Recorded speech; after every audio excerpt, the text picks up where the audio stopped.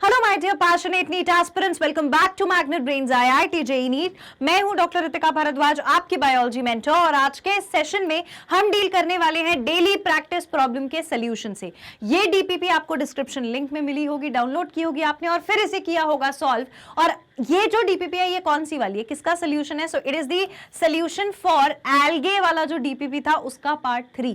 उसके सोल्यूशन पर हम पहुंच चुके हैं। देखेंगे कि क्या क्या चीजें हैं जो हमने पढ़ी हुई हैं वहां पर और हमने उसे कैसे यूटिलाइज किया, क्या हमारे सारे क्वेश्चन सही थे या हमारे कुछ क्वेश्चन गलत भी थे, और गलत थे तो क्यों गलत थे, रीजन उसका हम इस सेशन में जान जाएंगे। लेकिन इससे पहले कि मैं इस सेशन को स्टार्ट करूं, मैं आपको बता देना चाहती हूं कि आप मुझे Magnet Brains IIT JEE NEET के चैनल पर जहां पढ़ाते हुए देख रहे हैं, यहां नीट की preparation completely free of cost available है। कोई फीस पे नहीं करनी, कोई पेड सब्सक्रिप्शन नहीं लेना है। आप आराम से अपने नीट की प्रिपरेशन कर सकते हो हमारे साथ, और ऐसा वैसा नहीं, कोई कॉम्प्रोमाइज नहीं है किसी चीज में। You are going to get the quality content as well as the best teachers यहां इस प्लेटफॉर्म पर। तो मैम फिर हमारा नीट जो है वो कैसे चलने वाला है, उसके लिए मैं आपको बता देती हूँ हमारे नीट का कोर्स मॉड्यूल। आइए, सबसे पहले नीट के कोर्स मॉड्यूल में हर बार की तरह मैं बताती ही हूं, टॉपिक वाइज एक्सप्लेनेशन वीडियोस। हर टॉपिक को हम एक्सप्लेनेशन हर टॉपिक का देखते हैं, तो वो वीडियोस आपको मिलते हैं, चाहे वो कोई भी चैप्टर हो, कितने भी टॉपिक हो, सबके अलग अलग आपको सेशंस मिलते हैं। Followed by daily practice problem का पीडीएफ, जो कि सेशन में डिस्क्रिप्शन लिंक में आपको मिल जाता है। Followed by daily practice problem का सोल्यूशन वाला वीडियो। ये जो सोल्यूशन वाला वीडियो है ये आपको बताता है कि हम कितने पानी में पहुंच चुके हैं, लेकिन पिक्चर अभी भी बाकी है। Chapter wise multiple choice questions होते हैं। ये जो chapter wise multiple choice questions हैं ये बहुत इंपॉर्टेंट है। क्यों इंपॉर्टेंट है? क्योंकि इससे हमें पता चलता है, एनालिसिस हो जाता है पूरे चैप्टर का ऑल टुगेदर। क्योंकि कभी कभी होता है कुछ टॉपिक हम बहुत अच्छे से पढ़ते हैं, कुछ टॉपिक हम जल्दी जल्दी में पढ़ लेते हैं, तो हमारे लिए आखिर में at the end of the day, at the end of the chapter बहुत सारे मल्टीपल चॉइस क्वेश्चंस होते हैं जिन्हें हम सॉल्व करते हैं। Followed by list of name of scientist, कहा किस साइंटिस्ट ने क्या डिस्क्रिप्शन दिया, क्या किस ईयर में दिया और उनके नाम क्या क्या थे, इस पर से डायरेक्ट क्वेश्चन आता है तो इसकी लिस्ट आपको अलग से मिलती है। And then we go with the previous year question के वीडियोस। प्रीवियस ईयर में जितने भी क्वेश्चंस उस चैप्टर में से आ चुके हैं उसका वीडियो आपको अलग से मिलता है। Followed by doubt solving session, जहां आप मुझे अपने डाउट सेंड करते हो, अपने प्यारे प्यारे सुंदर सुंदर नोट्स मुझे भेजते हो और फिर बाद में हम उसको डिस्कस करते हैं, right. And then we go with weekly test paper, guidance video. Guidance किस चीज का, पेपर पैटर्न कैसा होगा, स्ट्रेस मैनेज कैसे करना है, मोटिवेटेड कैसे रहना है, एंथुसियास्टिक कैसे रहना है, इंपॉर्टेंट अपडेट्स जो आप नहीं देख पा रहे हो बिजी स्केड्यूल में, वो आपको सारी मिल जाती हैं। And then we go with the chapter wise one shot revision followed by the online test series. So this entire thing is our NEET course module. I hope this is very clear to each and every student. आइए देखते हैं हमारा पहला question क्या है। Alright, okay.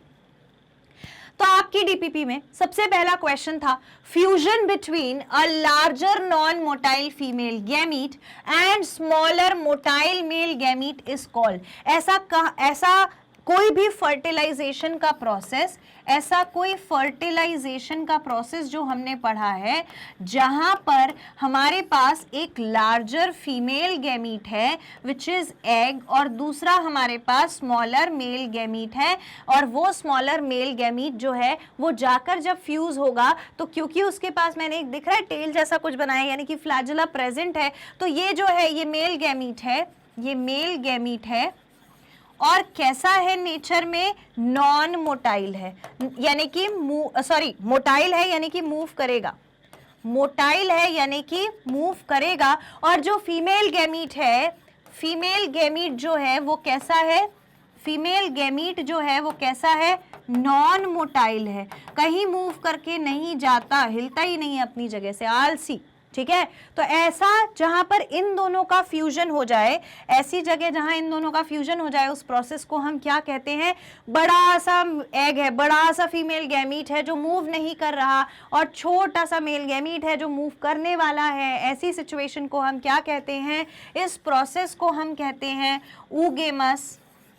Oogamous, oogamous में बड़ा वाला ओवम है ना, जो उसके लिए बड़ा वाला जो एग है उसके लिए हमने ऊ लगाया है, जैसे ऊजेनेसिस में it is referring to the bigger size of the female gamete, okay, उसके लिए हमने ऊ लगाया है आगे, ठीक है। और उसके बाद गेमस का मतलब होता है मिलना, ठीक है। तो यहां पर ऊगेमस हो गया है, तो ऊगेमस में बड़ा सा बड़ा सा फीमेल गैमीट होगा, नॉन मोटाइल होगा, छोटा सा मेल गैमीट होगा, मोटाइल होगा, तो मूव करके पहुंच जाएगा। ऐसा फर्टिलाइजेशन यूगेमस टाइप ऑफ फर्टिलाइजेशन कहलाता है। तो अब देखिए ऑप्शंस हमारे पास थे आइसोगेमी, आइसोगेमी में एक जैसे स्ट्रक्चर्स दिखेंगे गैमीट के, तो ये हमारा ऑप्शन नहीं होगा। एनाइसोगेमस में अलग अलग दिखेंगे, ये नहीं होगा। ऊगेमस में मोटाइल, नॉन मोटाइल, बड़ा सा फीमेल, छोटा सा मेल, तो ये वाला सही है। None of the above option नहीं होगा। So the correct answer for our question is option C, that is oogamous. Alright, option C हमारा सही आंसर है इस क्वेश्चन का। आई होप, मैं उम्मीद करती हूं कि आपने इसका आंसर सही मार्क किया होगा। ये मैंने आपको वहां सेशन में बहुत अच्छे से क्लियरली समझाया हुआ है। ऑलराइट, ये वाली बात क्लियर हो गई। आगे बढ़ते हैं। Next is pyrenoids are related to. Pyrenoids किससे रिलेटेड होते हैं? पायरेनॉइड्स देखे जाते हैं, पायरेनॉइड्स देखे जाते हैं किसमें? ग्रीन एल्गे में। ग्रीन एल्गे, ग्रीन एल्गे को हम क्या कहते हैं? क्लोरोफाइसी कहते हैं। क्लोरोफाइसी, ठीक, क्लोरोफाइसी कहते हैं। इसमें पायरेनॉइड किस फॉर्म में प्रेजेंट है? क्या करने के लिए प्रेजेंट है? क्या काम है इसका? तो ये स्टोर्ड फूड है। स्टोर्ड फूड है। कैसा स्टोर्ड फूड है? किसका किसका बना हुआ स्टोर्ड फूड है? दो चीजों से बना हुआ स्टोर्ड फूड होता है। इसमें आपको प्रोटीन भी देखने को मिल जाता है और स्टार्च भी देखने को मिल जाता है, तो वो स्ट्रक्चर कहलाता है पायरेनॉइड। किसमें देखा गया? ग्रीन एल्गे में देखा गया। स्टार्च फॉर्मेशन होता है, किस चीज का? प्रोटीन का और स्टार्च का है, तो स्टार्च का फॉर्मेशन होता है एक्चुअली। ठीक, तो देखो पायरेनॉइड आर रिलेटेड टू, प्रोटीन को स्टोर कर रहा है क्या? नहीं, प्रोटीन उसके साथ कॉम्प्लेक्स में प्रेजेंट है लेकिन स्टोर उसे नहीं करा। स्टोर तो किसको करेगा? स्टार्च को। तो स्टार्च फॉर्मेशन होता है डेफिनेटली। मेटाबॉलिज्म, बॉडी के अंदर चलने वाली रिएक्शंस होती है, तो ये नहीं हो सकता। रिप्रोडक्शन तो नई जनरेशन को पैदा करना होता है, तो ये भी नहीं होता। तो सही आंसर हमारा कहां चला जाएगा? Starch formation is the correct answer. I hope सबने यही मार्क किया होगा और ये ऑब्वियस रीजन है इस क्वेश्चन का। आप चाहें तो इसे लिख सकते हैं, लिख लीजिए। Alright, okay. आई होप इसमें कोई भी डाउट नहीं होगा। अगर किसी को ऐसा लगता है कि मैम प्रोटीन स्टोरेज क्यों नहीं होगा, तो प्रोटीन स्टोर नहीं होता भैया। जो स्टोर होता है वो है हमारा स्टार्च, और स्टार्च के साथ प्रोटीन चिपका जरूर रहता है। तो हमारा आंसर क्या होगा? स्टार्च का formation. Okay, I hope it's clear. Next है fucoxanthin pigment is found in. Fucoxanthin pigment. Fucoxanthin pigment is found in what? कहाँ मिलता है fucoxanthin pigment? Brown algae यानी कि Phaeophyceae में। कहाँ पर? Phaeophyceae में। Phaeophyceae में मिलता है। Phaeophyceae को हम क्या कहते हैं? Phaeophyceae को हम कहते हैं ब्राउन एल्गे है भैया, ये ब्राउन एल्गे, इसमें ये पिगमेंट मिलता है। बात समझ में आई? तो देखो ऑप्शन क्या क्या है? ग्रीन एल्गे, क्लोरोफाइसी नहीं होगा, Phaeophyceae सही है, रेड एल्गे, रोडोफाइसी नहीं होगा, ऑल ऑफ द अबव नहीं होगा। तो सही आंसर हमारा क्या हुआ? ब्राउन एल्गे यानी कि Phaeophyceae में पाया जाता है। ऑलराइट, फ्यूकोजैंथिन नाम का पिगमेंट लिखना है, लिख लीजिए, ये हमने ऑलरेडी पढ़ा हुआ है। ओके, आगे बढ़िए। नेक्स्ट है agar and algin are the products of. Agar और एल्जिन कहाँ मिलता है? पढ़ा है हमने, अगार एंड एल्जिन कहाँ पर पाए जाते हैं? अगार और एल्जिन पाए जाते हैं सेल वॉल के अंदर। सेल के कौन से स्ट्रक्चर में मिलते हैं? सेल वॉल में मिलते हैं। ना सेल मेम्ब्रेन में मिलेंगे, ना अंदर के स्ट्रक्चर्स में किसी में मिलेंगे, जो भी इंटरनली न्यूक्लियर मटेरियल या जो भी प्रेजेंट है वहां नहीं मिलेंगे। कहां मिलेंगे? सेल वॉल में मिलेंगे। ऑप्शंस देखिए, सेल मेम्ब्रेन में मिल सकता है क्या? नहीं मिल सकता। सेल वॉल में मिल सकता है? बिल्कुल मिल सकता है। माइटोकॉन्ड्रिया में? नहीं। वैक्यूल में? No. So the right option will be option B, that is cell wall. I hope सबने सही आंसर मार्क किया होगा इस क्वेश्चन का। आप लिख सकते हैं, इसको लिख लीजिए। Done, okay. नेक्स्ट क्वेश्चन देखिए, sexual reproduction in Ulothrix is. Sexual reproduction in Ulothrix is कैसा होता है? यूलोथ्रिक्स कौन है मालूम है आपको? यूलोथ्रिक्स है ग्रीन एल्गे। ग्रीन एल्गे जो पेपर 2022 में पूछा गया है नीट का, उसमें यूलोथ्रिक्स भी मेंशन था। कई जगह पूछा गया है यूलोथ्रिक्स, लेकिन जिस क्वेश्चन में पूछा गया था वहां पर ये पूछा था प्रीवियस ईयर क्वेश्चन में कि यूलोथ्रिक्स के साथ उन्होंने गलत मैच बिठाया था मैनिटोल का। और पूछा था कि इसमें से आपको गलत मैच बताना है, तो उसमें आपको ये भी पता होना चाहिए गलत मैच बताने के लिए कि यूलोथ्रिक्स क्या है और मैनिटोल कहाँ प्रेजेंट है। तो यूलोथ्रिक्स था हमारा ग्रीन एल्गे, मैनिटोल कहाँ प्रेजेंट होता था, ब्राउन एल्गे में मैनिटोल और लेमिनेरियन प्रेजेंट होता था।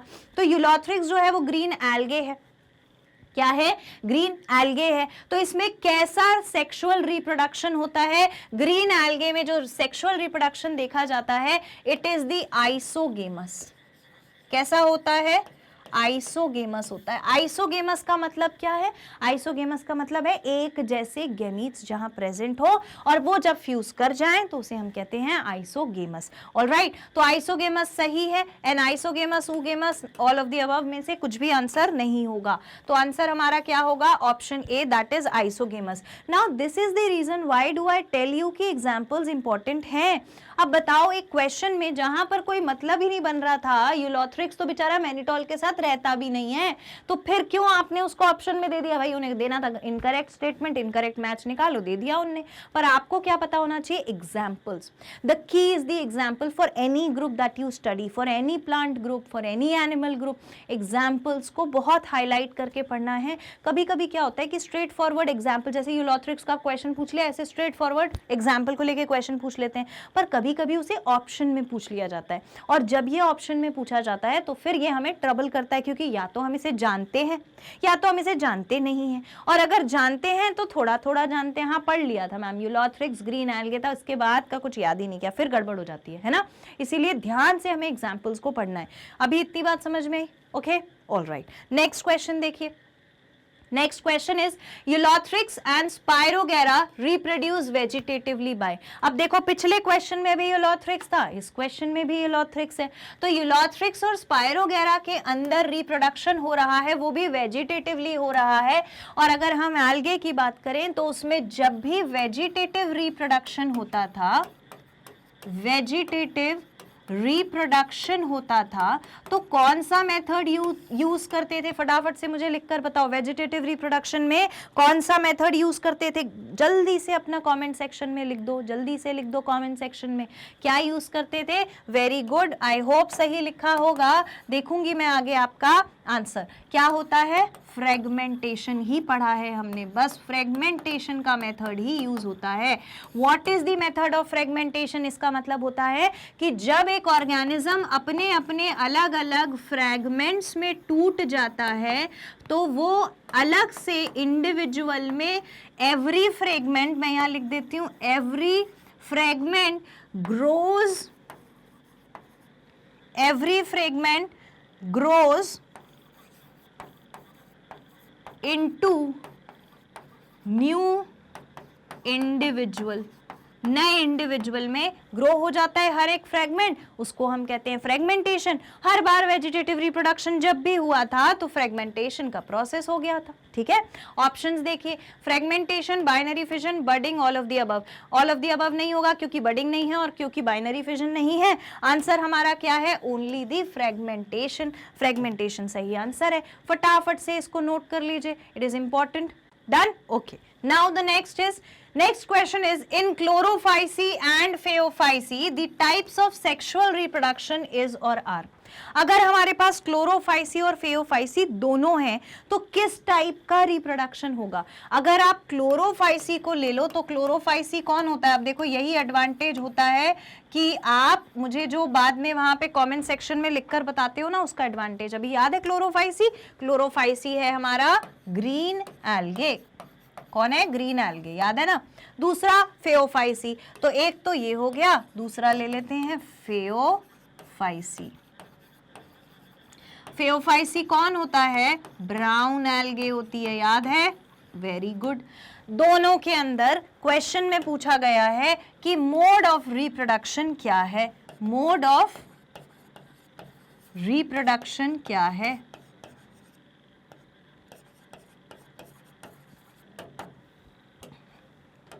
तो कैसा कैसा मोड ऑफ रिप्रोडक्शन देखने को मिलता है आपको, यहां पर ऊगेमस तो मिलेगा ही मिलेगा, ऊगेमस दोनों में मिल जाएगा। ऊगेमस मतलब बड़ा, large female gamete, small male gamete, female gamete, non motile male gamete, motile motile, ठीक है। इसके बाद आइसोगेमस भी मिल जाता है, एक जैसे स्ट्रक्चर जहां प्रेजेंट हो। इसके बाद एनाइसोगेमस भी मिल जाता है जहां पर अलग अलग टाइप के गैमीट्स प्रेजेंट हो। तो तीनों मोड ऑफ रिप्रोडक्शन आपको देखने को मिलते हैं कहां पर, हमारे फेओफाइसी में और क्लोरोफाइसी में। ऑलराइट, इतनी बात समझ में आई। ऑप्शंस क्या क्या हैं? आइसोगेमस, हाँ डेफिनेटली होगा। एनाइसोगेमस, ये भी होगा। उगेमस, ये भी होगा। तो all of the above is the most appropriate answer. इसीलिए हमारा आंसर क्या हो जाएगा? Option D for this question. Answer कहां चला जाएगा? ऑप्शन डी की तरफ चला जाएगा, क्योंकि तीनों फॉर्म्स दिखते हैं। मैं फिर से बता रही हूँ, उगेमस मतलब लार्ज फीमेल गैमीट है जो मूव नहीं कर रहा, और छोटा सा मेल गैमीट है जो मूव कर रहा है, तो उसे बोला उगेमस। आइसोगेमस में दोनों गैमीट्स एक जैसे लगते हैं। एनाइसोगेमस में एन लगाए ना आगे, आइसो का मतलब ही होता है सेम, तो एक जैसे। गेमस का मतलब क्या है? गैमीट जो फ्यूज होंगे आगे जाकर, तो एक जैसे गैमीट और अलग अलग होंगे, तो एनाइसोगेमस मतलब कि शेप और साइज में। ठीक है, तो ये हो गया हमारा आंसर। कहां चला गया? ऑल ऑफ द अबव की तरफ।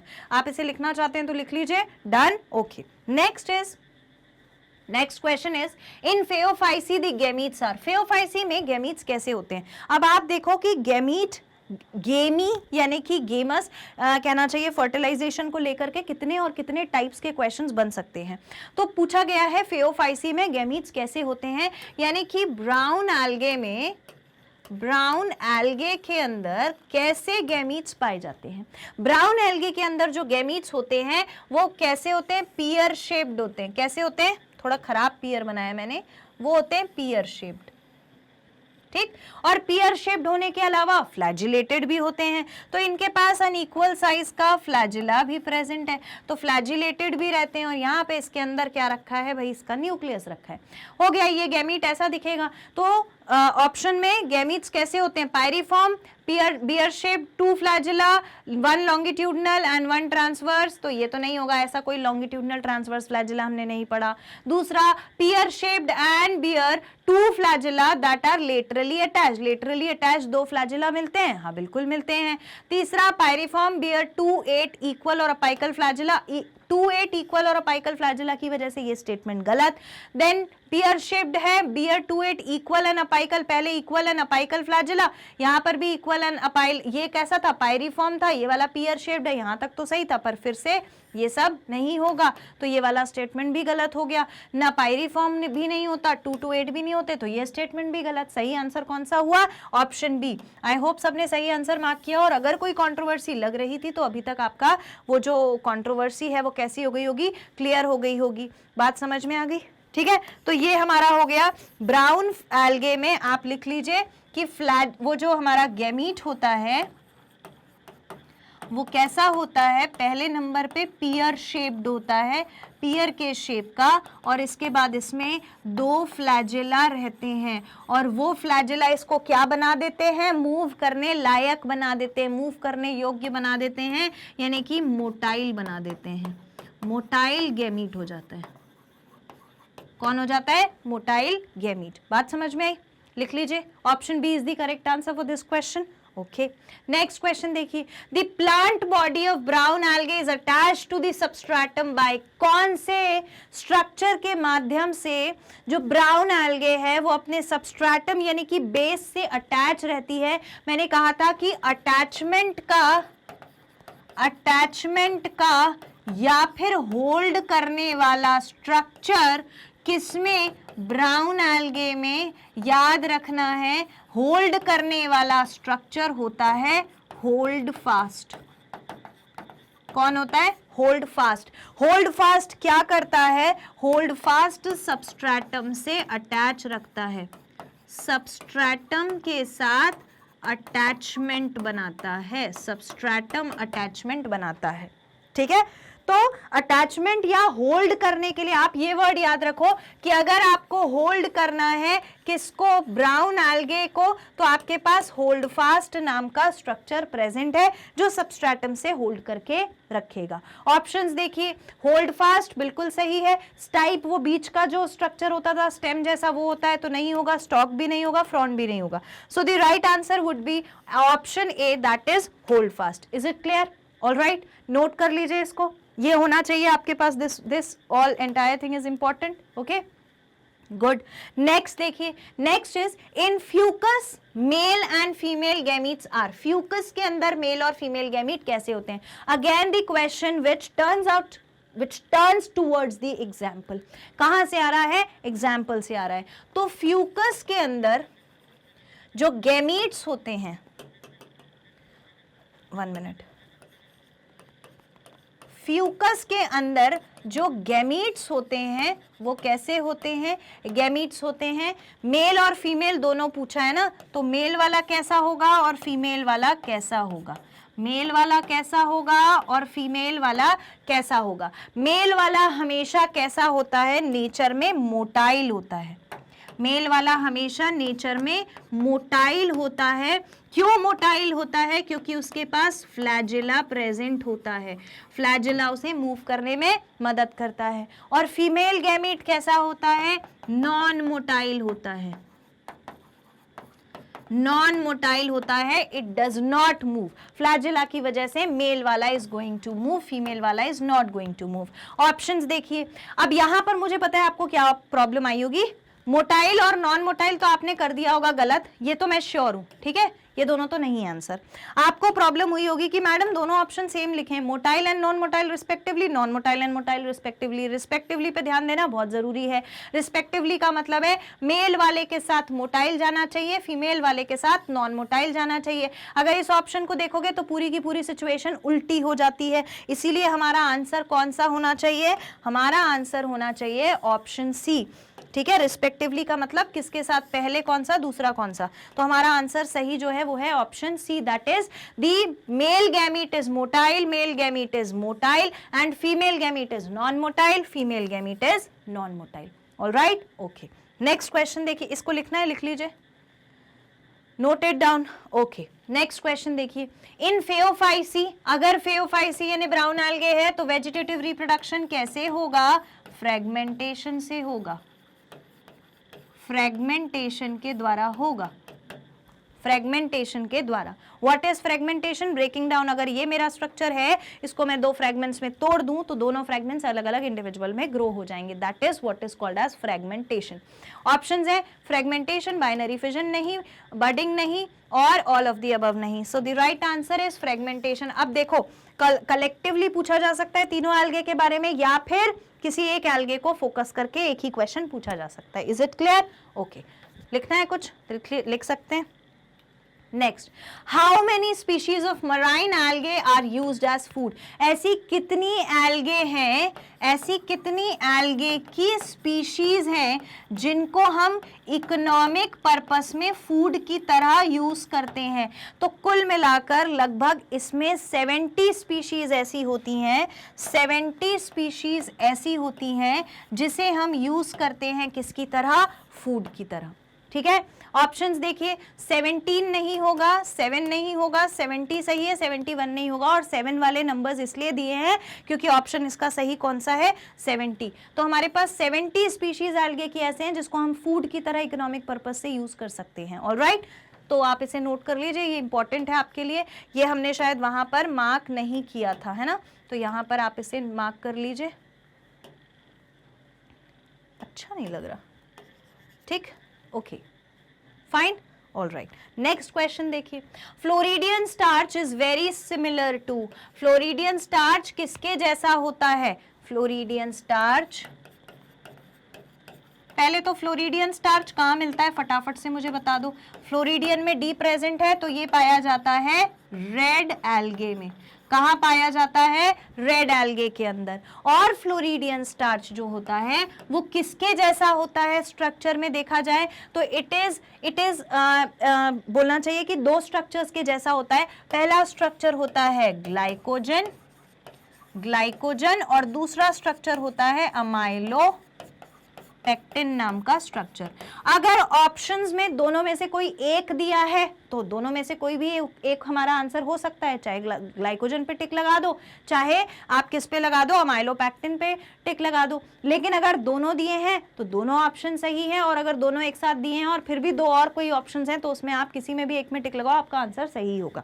ठीक है, तो ऑप्शंस क्या क्या है, अमाइलोपेक्टिन है, सही है, सेल्यूलोज नहीं होगा, ग्लाइकोजन होगा, तो आंसर हमारा नेक्स्ट वाला दिया हुआ है बोथ ए एंड सी, तो ए एंड सी ही सही आंसर है, अमाइलोपेक्टिन और glycogen. So our answer is option D, that is amylopectin as well as glycogen. इतनी बात समझ में आ गई। फ्लोरिडियन स्टार्च कहाँ मिलता है, ये भी एक क्वेश्चन, सॉरी, फ्लोरिडियन स्टार्च कहाँ मिलता है, ये भी एक क्वेश्चन बन सकता है। So it is found in the red algae. Alright, okay, next question देखिए, algae are classified into 3 classes on the basis of, कौन से पॉइंट पर आधारित एल्गे को डिवाइड किया गया। तो एल्गे सबसे पहले तो कलर से अलग अलग है ना, रेड, ब्लू और ग्रीन, तो एल्गे को सबसे पहले डिवाइड किया गया depending upon the pigment present in it. तो एक तो हो गया पिगमेंट कौन सा प्रेजेंट है, क्योंकि इसी के बेसिस पर हमारे पास 3 अलग अलग टाइप की एल्गे थी, जो कि थी रेड एल्गे, रेड एल्गे मतलब कि रोडोफाइसी, फिर हमारे पास थी ग्रीन एल्गे, क्लोरोफाइसी लिख रही थी, हाँ, ग्रीन एल्गे, तो ग्रीन कलर से हमने अलग पिगमेंट मिला। इसके बाद हमारे पास था कौन सा वाला, ब्राउन एल्गे, तो ब्राउन एल्गे को हम क्या कहते हैं, फेओफाइसी कहते हैं। ठीक है, ये तो समझ में आ गया कि पिगमेंट नेसेसरी है। दूसरी बात क्या इंपॉर्टेंट है कि फूड कौन सा स्टोर है, दूसरी बात होती है फूड कौन सा स्टोर है। ठीक है, तो अगर हम रेड एल्गे की बात करें तो रेड एल्गे में जो फूड स्टोर है वो कौन सा था, फ्लोरिडियन स्टार्च, तो फ्लोरिडियन स्टार्च के फॉर्म में फ्लोरिडियन होता है। ठीक है, दूसरा अगर हम ग्रीन एल्गे की बात करें तो ग्रीन एल्गे में कौन सा फूड प्रेजेंट है, किस तरीके से प्रेजेंट है, आपको याद होगा पायरेनॉइड स्ट्रक्चर, अभी भी आज भी हमने डिस्कस किया था, तो पायरेनॉइड स्ट्रक्चर के फॉर्म में प्रेजेंट है। अगर हम ब्राउन एल्गे की बात करें तो ब्राउन का मैंने बताया था मिली, याद रखना, ब्राउन का मिली यानी कि मैनिटॉल और लैमिनेरियन, तो हमारे पास मैनिटॉल होता है, मैनिटॉल फॉर्म में फूड होता है, और लेमिनेरियन फॉर्म में स्टोर्ड फूड रहता है। तो बेसिकली हमने इसी 2 बातों पर बेस्ड था हमारा क्लासिफिकेशन, एक था पिगमेंट, एक था फूड स्टोरेज, और दूसरा था पिगमेंट कौन सा वाला प्रेजेंट है। ठीक है, पिगमेंट कौन सा वाला प्रेजेंट है जो कलर इसको देगा। तो ये दोनों चीजें इंपॉर्टेंट थी अगर हमें आइडेंटिफाई करना है, अगर हमें क्लासिफाई करना है टाइप ऑफ एल्गे को। ऑप्शंस देखिए हमारे पास क्या क्या है, टाइप ऑफ पिगमेंट बिल्कुल सही है, type of stored food material बिल्कुल सही है, टाइप ऑफ रिप्रोडक्शन एक जैसा हमें फेओफाइसी और क्लोरोफाइसी में, रोडोफाइसी में मिल जाएगा, तो इसीलिए हमने टाइप ऑफ रिप्रोडक्शन को कंसिडर नहीं किया। Both option A and B are correct, fourth option है both A and B, so the right answer is option D, that is both A and B, और ये हमारे पास रीजन है उसका कि क्यों ये आंसर सही होना चाहिए। ऑलराइट, इसे नोट कर लीजिए, done, okay. So here we are done with the daily practice problem का सोल्यूशन, जो कि आपका एल्गे पार्ट 3 का सोल्यूशन था। आपको ये सारी चीजें रिवाइज करनी है, कहां पर जाके रिवाइज करना है, रिवाइज करने के लिए ऑफिशियल वेबसाइट पर जाइए, टाइप करिए www.magnetbrains.com, वहां पर जाओगे, ऑफिशियल पेज ओपन होगा, ऑफिशियल पेज पर आपको एक्सप्लोर टॉप कोर्सेज का ऑप्शन मिलेगा, जहां पर जाकर आपको नीट पे क्लिक करना है। जैसे ही आप नीट पे क्लिक करेंगे तो आपको अलग अलग ऐसे आइकन दिखने लगेंगे, उसमें जाकर के बायोलॉजी पे वॉच नाउ क्लिक करिए। जैसे ही वॉच नाउ क्लिक करेंगे तो डिस्क्रिप्टिव पेज एक ओपन होगा, जहां पूरा डिस्क्रिप्शन दिया हुआ है, और यहां लिखा होगा वॉच ऑल वीडियोस।